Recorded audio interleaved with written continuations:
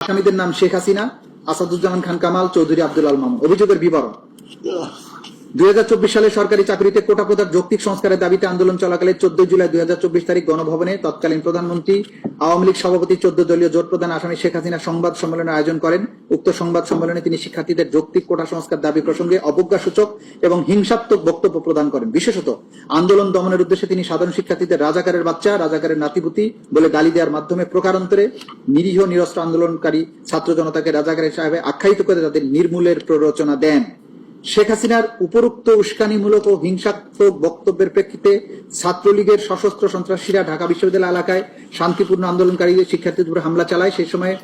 আসামি আসাদুজ্জামান খান কামাল, চৌধুরী আব্দুল আল মামুনের অধীনস্থ নিয়ন্ত্রণাধীন আইন শৃঙ্খলা রক্ষাকারী বাহিনী সশস্ত্র ছাত্রলীগের সন্ত্রাসীদের বিরুদ্ধে কোনো ব্যবস্থা গ্রহণ না করে তাদেরকে উপরোক্ত অপরাধ সংগঠনে সহায়তা করে। পরবর্তীতে আওয়ামী লীগের সাধারণ সম্পাদক ওবায়দুল কাদের সহ তৎকালীন সরকারের বিভিন্ন মন্ত্রী, এমপি ও আওয়ামী লীগ 14 দলীয় জোটের বিভিন্ন পর্যায়ের নেতৃবৃন্দ শেখ হাসিনার উপরোক্ত উস্কানিমূলক বক্তব্যে উদ্বুদ্ধ হয়ে সশস্ত্র সন্ত্রাসীদের মাধ্যমে সারা দেশে শান্তিপূর্ণ আন্দোলনকারী ছাত্র জনতার উপর হামলা চালায়।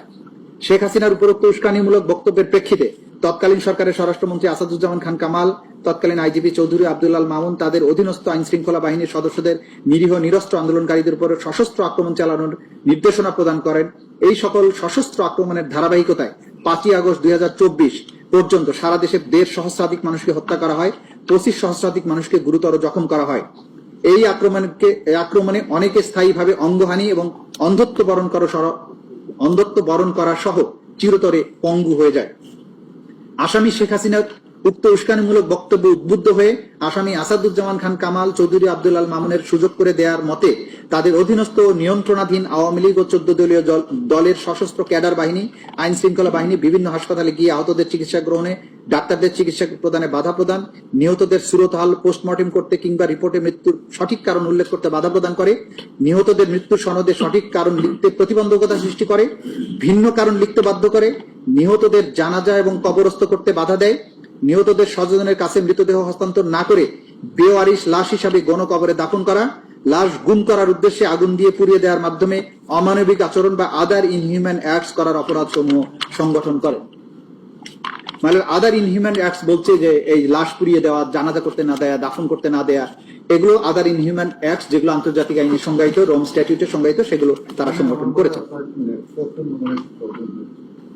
না, কোনো নেক্সাসের প্রবলেম নাই, এটা অ্যাবসলিউটলি নেক্সাস আছে এবং এই নির্দেশগুলো আমরা প্রমাণ করি, এগুলোতে সাক্ষাতে যাবো। আমরা চার্জ যেটা নিয়ে আসছি সেটা একটু দেখেন শুধু। বাংলাদেশের তৎকালীন প্রধানমন্ত্রী তথা নির্বাহী বিভাগের সর্বোচ্চ স্থান থেকে রাজনৈতিকভাবে বাংলাদেশ আওয়ামী লীগ এবং তার অঙ্গ সংগঠনসমূহের দলীয় প্রধান এবং 14 দলীয় জোটের প্রধান হিসাবে সুপিরিয়র স্ট্যাটাস থেকে আসামি শেখ হাসিনার উক্ত উস্কানিমূলক বক্তব্য, ষড়যন্ত্রমূলক পরিকল্পনা ও নির্দেশনায় তার অধীনস্থ ও নিয়ন্ত্রণাধীন রাজনৈতিক ক্যাডার বাহিনী, তৎকালীন স্বরাষ্ট্রমন্ত্রী আসাদুজ্জামান খান কামাল, কোর কমিটি এবং গ্যাং অফ 4 এর সদস্য, পুলিশ প্রধান তৎকালীন আইজিপি চৌধুরী আব্দুল আল মামুন তাদের অধীনস্থ নিয়ন্ত্রণাধীন আইন শৃঙ্খলা রক্ষাকারী বাহিনীর মাধ্যমে ঢাকা শহর থেকে শুরু হয়ে ব্যাপক মাত্রায় ওয়াইড স্প্রেড এবং পদ্ধতিগতভাবে সিস্টেম্যাটিক সমগ্র দেশব্যাপী আন্দোলনরত নিরীহ নিরস্ত্র ছাত্র জনতার উপর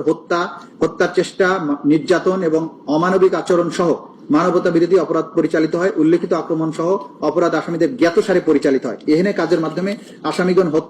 হত্যার প্রচেষ্টা, নির্যাতন, অমানবিক আচরণ করার অপরাধ সমূহ সংগঠনের প্ররোচনা, সহায়তা, ফ্যাসিলিটেট, অপরাধ সংগঠনের প্রতিরোধে ব্যর্থতা, ষড়যন্ত্রের মাধ্যমে the international crimes tribunal act 1973 এর 2AGH 4 1, 2, 3 ধারার মানবতা বিরোধী অপরাধ সংগঠন করে, যা এই আইনের 20-2 এবং 20-A ধারায় শাস্তিযোগ্য। সুনির্দিষ্ট অপরাধ 2, আসামি শেখ হাসিনা কর্তৃক ছাত্র জনতার উপর হেলিকপ্টার, ড্রোন এবং প্রাণঘাতী অস্ত্র বা লিথাল ওয়েপন ব্যবহারের মাধ্যমে আন্দোলনকারীদের হত্যা ও নির্মূলের নির্দেশ তৎকালীন স্বরাষ্ট্রমন্ত্রী আসাদুজ্জামান খান কামাল, তৎকালীন আইজিপি চৌধুরী আব্দুল আল মামুন কর্তৃক আসামি শেখ হাসিনার উক্ত নির্দেশ বাস্তবায়ন তাদের নিয়ন্ত্রণাধীন এবং অধীনস্থ একই আইনের 20(2) সাবসেকশন A ধারায় শাস্তিযোগ্য। আসামিদের নাম শেখ হাসিনা, আসাদুজ্জামান খান কামাল, চৌধুরী আব্দুল আল মামুন। অভিযোগের বিবরণ: 2024 সালে 14 জুলাই রাতে তৎকালীন প্রধানমন্ত্রী, আওয়ামী লীগ সভাপতি, 14 দলীয় জোট প্রধান শেখ হাসিনা, ঢাকা বিশ্ববিদ্যালয়ের তৎকালীন ভাইস চ্যান্সেলর SM মাকসুদ কামালের মধ্যে অনুষ্ঠিত এক ফোন আলাপায় দেখা যায়